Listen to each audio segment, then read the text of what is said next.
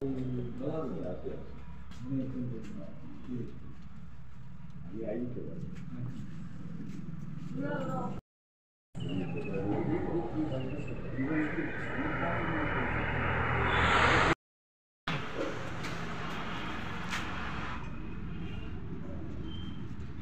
নিবেদন করবেন লেখিকা এবং প্রাবন্ধিক শ্রীমতী রমা দাস মহোদয়া।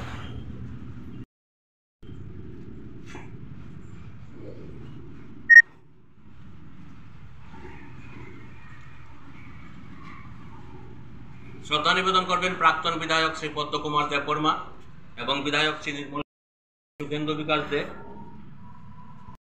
সদস্য শ্রী রঞ্জিত দেববর্মা,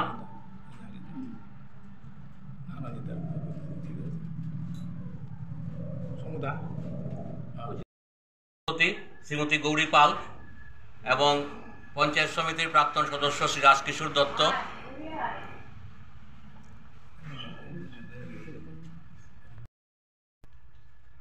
কবি এবং লেখক শ্রী মলয় চক্রবর্তী।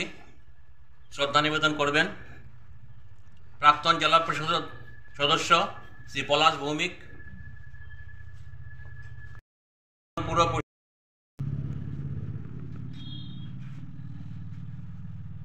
আর যারা আছেন সবাই একে একে শ্রদ্ধা নিবেদন করেন।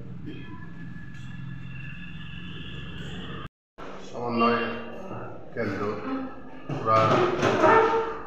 কবিগুরু বিশ্বকবি রবীন্দ্রনাথ ঠাকুরের জন্মদিন উদযাপন করছে।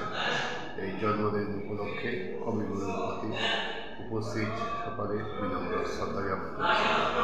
কবিগুরু বিশ্বের নিপীড়িত মানুষের মুক্তির জন্য, ভারতবর্ষে ব্রিটিশ সাম্রাজ্যবাদের বিরুদ্ধে প্রতিষ্ঠার জন্য, আমাদের গোটা ভারতবাসী ঐক্য সংহতি সুদৃঢ় করার জন্য তার জীবনে লেখনী নির্ধারণ করেছেন।